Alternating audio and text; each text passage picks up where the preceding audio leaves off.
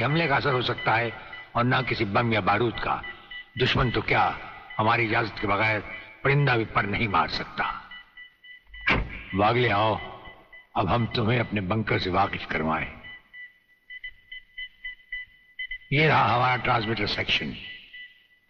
यहां से हम हिंदुस्तान के किसी भी मिनिस्टर से जब जी चाहे हॉटलाइन पर बात कर सकते हैं, लेकिन आसमान वाले ने चाहा तो इसकी जरूरत कभी नहीं पड़ेगी। हम अकेले ही तुम्हारे साथ वागले सब कुछ संभाल लेंगे। और वो देखो, वो एक कमरा जिसमें सब हथियार रखे हुए हैं, और उस कोने में रहा हमारा अस्पताल। यहां हर लाए दुश्मन का सीटी स्कैन करके उसकी अंदरूनी बीमारियों को बाहर निकाला जाता है। मुझे छोड़ दीजिए ब्रिगेडियर साहब, मैं सच कहता हूं, मैं प्रलयनाथ के बारे में कुछ नहीं जानता। मुझे छोड़ दीजिए ब्रिगेडियर साहब। और छोड़ तो तुम्हें जरूर देंगे, लेकिन तुम मोटे बहुत हो, थोड़ी चर्बी कम होने के बाद। यह अस्पताल मेरे हवाले कर दीजिए सर। चर्बी कम करने के बहुत से तरीके मुझे मालूम है। हाँ, गुड वागले।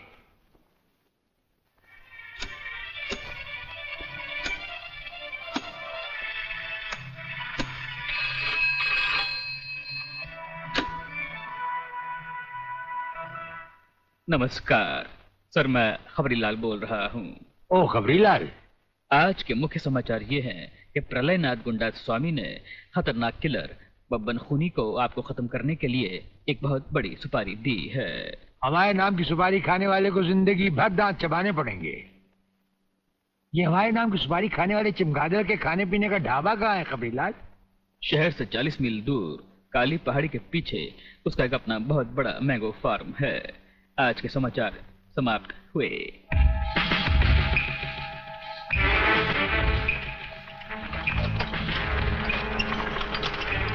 चौबे गंगवा, ये माल जो तू आसाम और यूपी भेज रहा है तगड़ा है ना?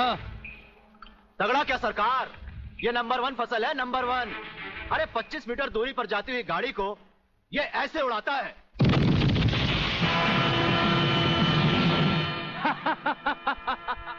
देखा सरकार, ये अपनी बम फैक्ट्री में बना हुआ मैंगो का कमाल।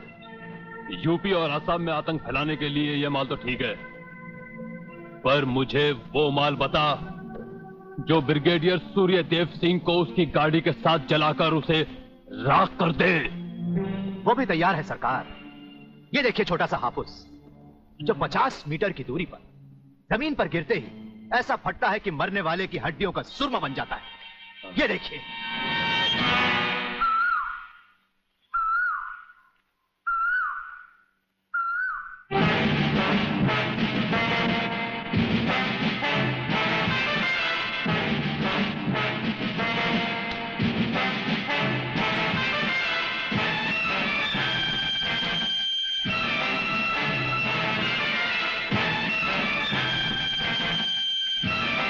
कौन हो तुम? लगता है बब्बन मियां ने कल रात अपनी आंखों में सुरमा नहीं लगाया, जरा कम दिखाई देता है। ब्रिगेडियर सूर्यदेव सिंह? हाँ, ब्रिगेडियर सूर्यदेव सिंह। बब्बन मियां, हमें तो उसी के हाथों से मरना है जिसने हमें इस दुनिया में पैदा किया। तुम सब अपने आप को हमारे हवाले कर दो, वरना तुम्हारा बनाया हुआ आमों का बागीचा तुम सबका अपने हाथों से बनाया हुआ कब्रिस्तान बन जाएगा। तो आओ आगे और पकड़ लो मुझे, मगर इतना याद रखना कि जहां तुम खड़े हो उस पेड़ से लेकर मैंने अपने चारों तरफ माइंस बिछा रखी हैं। अगर इसके अंदर तुमने पैर रखने की भी कोशिश की तो तुम्हारे चीथड़े उड़ जाएंगे। यकीन नहीं आता तो ये देखो।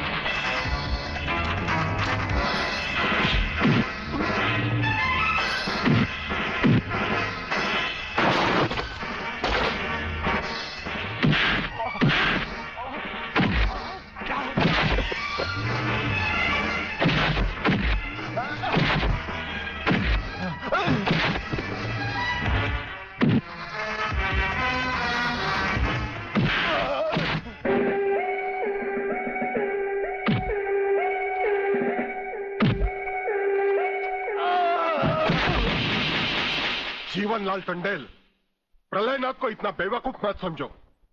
सारे शहर के पुलिस स्टेशन से पता लगाकर ही तुम्हें फोन किया है। अगर होम मिनिस्टर होते हुए तुम्हें यह पता नहीं है तो मुझे कल तुम्हारा रेजिग्नेशन चाहिए, समझे?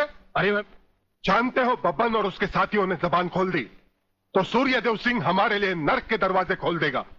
जल्दी से पता लगाओ और उन सबको छुड़वाओ। Yes, DCP Pathania speaking. अरे इंग्लिश को मारो गोली और हिंदी में समझो। मैं जीवनलाल बोल रहा हूं, जीवनलाल टंडेल।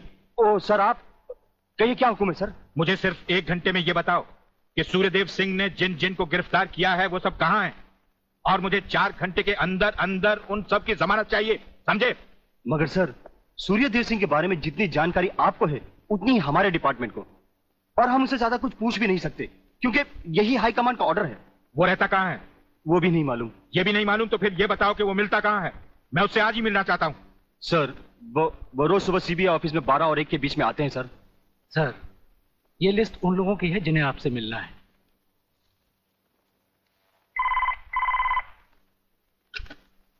सर, मंत्री जी आपसे मिलना चाहते हैं। टंडेल का नाम है क्या इसमें? जी नहीं सर।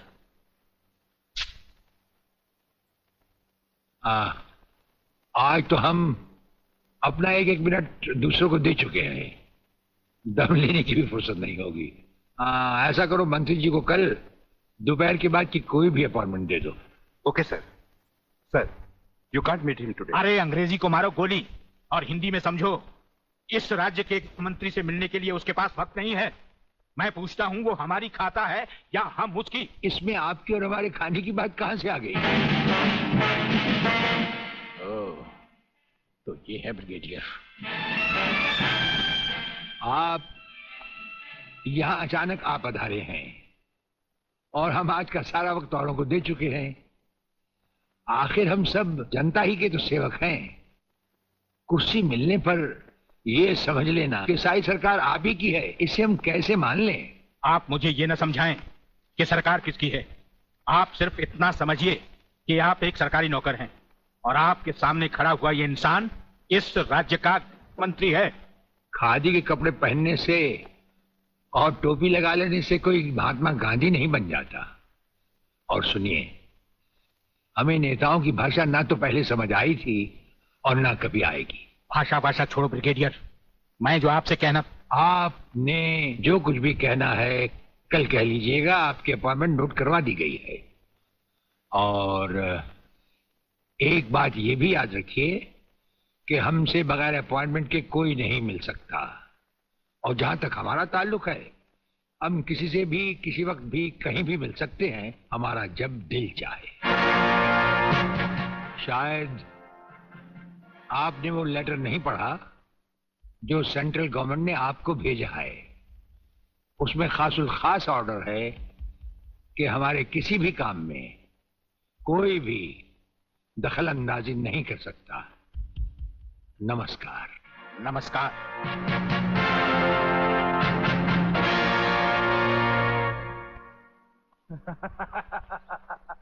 रियली? ओए, हाँ, गुड मॉर्निंग अंकल। अरे अंग्रेजी को मारो गोली और हिंदी में बात समझो। हिंदी में तुम ये बताओ तुम्हारे पिता कहाँ हैं? पिताजी, अंकल तो ऊपर बैठे हुए हैं, आप ही का इंतजार कर रहे हैं। राधा, तुम्हारे पिताजी बड़े उखड़े हुए लगते हैं। लगता है there is something wrong in the ministry। अरे रॉन्ग हो या राइट, यही समझना होता तो मैं भी तुम्हारी तरह खादी के कपड़े पहन लेता। अरे सरकारी लेटर से मुझे क्या लेना देना? देखो, तुम अभी से इतने ढीले पड़ जाओगे तो पूरी सरकार को भारतवर्ष से कैसे खत्म करोगे? वो सिर्फ एक मिलिट्री ऑफिसर है और हमें पूरी मिलिट्री फोर्स के साथ लड़ना है। भूल जाओ सारी बातें और फाड़ दो वो लेटर। देखो, उसका ट्रांसफर ना हो तो ना सही, उसकी बातें हमें पता न चले तो न सही, लेकिन उसकी मौत का बंदोबस्त तो मैं कर सकता हूं। प्रलयनाथ, वो मर गया तो ये नेता भी कुर्सी समेत जल गया, समझो। वो मरेगा भी और तुम कुर्सी के साथ जियोगे भी। आप किसकी बारी है जनरल साहब? ब्रिगेडियर सूर्यदेव सिंह की। मारे जाने वाले पुलिस के उन शहीदों की याद में ये ज्योत बनाई गई है जिन्होंने कानून की रक्षा करते हुए अपने प्राणों की आहुति दी। आज के इस समारोह के मुख्य अतिथि माननीय मंत्री श्री जीवनलाल टंडेल हैं।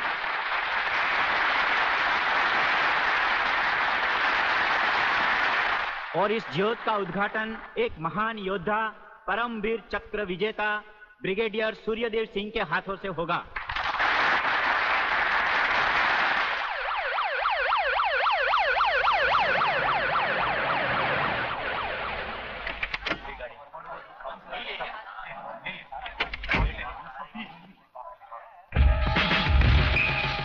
Welcome welcome please.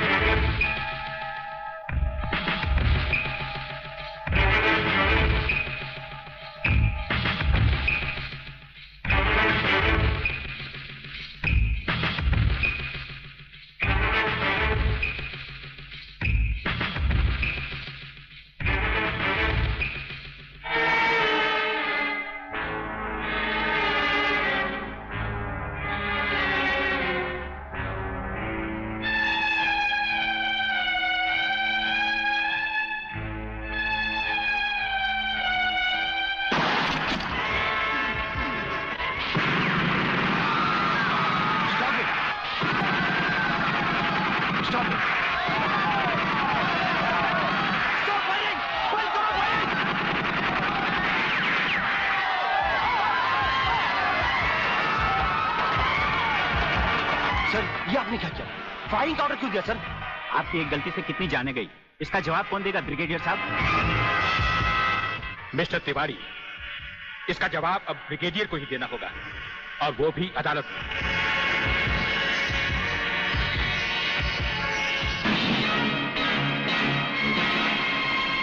Your honour, शहीद स्मारक पर हुए गोलीकांड के जिम्मेदार ब्रिगेडियर सूर्यदेव सिंह ही हैं। इन्हीं के कहने पर गोली चलाई गई जिसमें कई बेगुनाह लोग मारे गए। अब मैं अदालत के सामने कुछ ऐसे गवाह पेश करूंगा जो इस हादसे को साबित कर देंगे। सबसे पहले मेरे गवाह हैं municipal councillor mister M.K. Tiwari.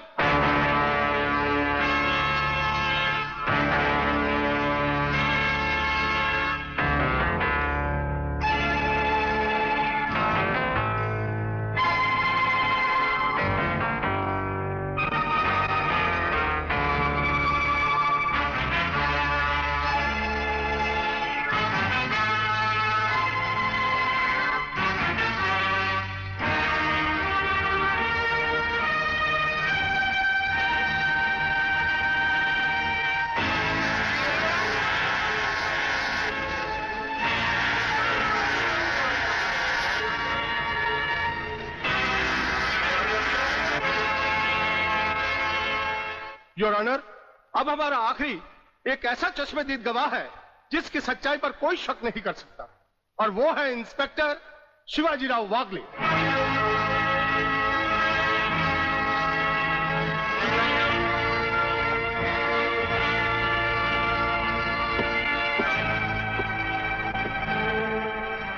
मैं गीता पर हाथ रखकर कसम खाता हूं, जो भी कहूंगा सच कहूंगा, सच के अलावा कुछ नहीं कहूंगा। जज साहब, शहीद स्मारक पर जो भी कुछ हुआ मेरी आंखों के सामने हुआ। मुझे इस बात का ताज्जुब है और अफसोस भी है कि ब्रिगेडियर सूर्यदेव सिंह जैसे जिम्मेदार और सुलझे हुए अफसर ने ऐसा कदम क्यों उठाया जिससे निर्दोष लोग मारे गए। इस हत्याकांड के जिम्मेदार ब्रिगेडियर सूर्यदेव सिंह ही हैं।